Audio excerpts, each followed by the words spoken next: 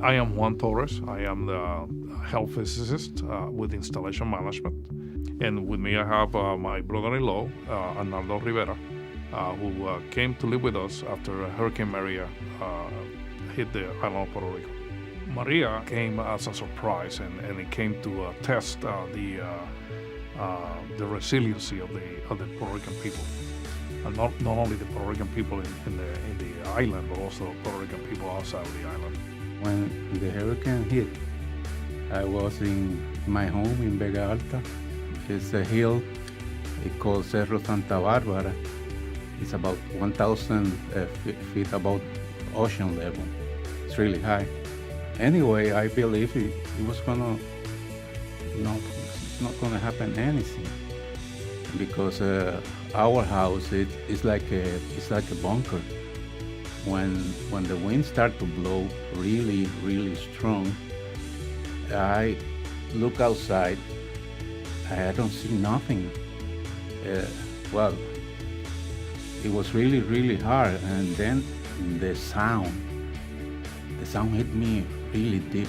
It was like a beast outside, roaring, and hours that sound. The windows explode. Those explode, and the hurricane winds of near 200 miles per hour come inside the house. I just run to where my mother was lying in the bed and close the door. But then I noticed that the door is banged. I couldn't close the door. And that wind pushing, and then I pushing back, and the wind pushing and I pushing back. It was about 8 or 10 hours of that. I just was giving it up. But my mother lying in the bed tell me, come on, go on, push and push. I had to add to what he says that the house where they live is one of the best built houses I ever seen in my life in Puerto Rico. The windows he's referring to, these are strong metal windows with glass, but this is double pane, thick glass, and the hurricane essentially sucked the windows out of the frame. The water was salt water, was from the ocean, and we were miles and miles away from the shore. It was like the wind is carrying salt water, and how I do it for 8 to 10 hours, I was just praying to God. I'm not a religious man, but I was just praying to God that give me the strength.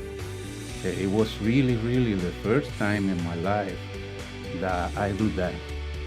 For the first few days, honestly, we were just intensely calling anybody that we could think of, trying to get a line to get any information that we could think, and especially for them, because we knew they were on the top of the mountain, isolated, and we realized that if something happens to them, he was along with mom, and the mom, she cannot stay alone. He's the sole caregiver, so we were really concerned, very concerned for their safety. I looked through the window. It was just nothing. There were trees about 100 and 150 years old, enormous, just down. The road to go to my home was completely disappeared. My daughter and my son spent about 2 days with machete to clean all the mess and walk to the house. We had no direct communication with them for a few days. So a third or fourth person, essentially. So we immediately told them, we need to get you out of there.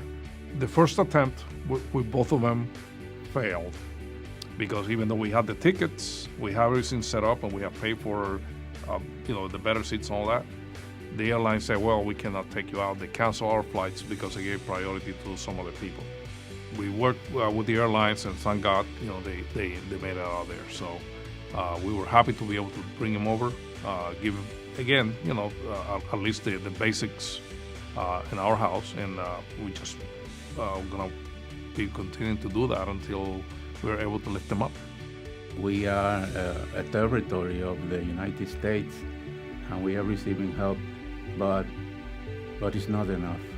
We need more help, and we are going to survive. We know that, but the light, electricity, the water, those are miracles. Maybe other person don't understand that because always have it, but when you don't have it, and you have to use a little cup of water to clean yourself day by day. The washing machines, that's a really nice invention.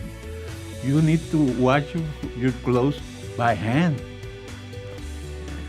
It's really difficult, and still there are thousands and thousands of people doing that day by day. The people in Puerto Rico are very resilient.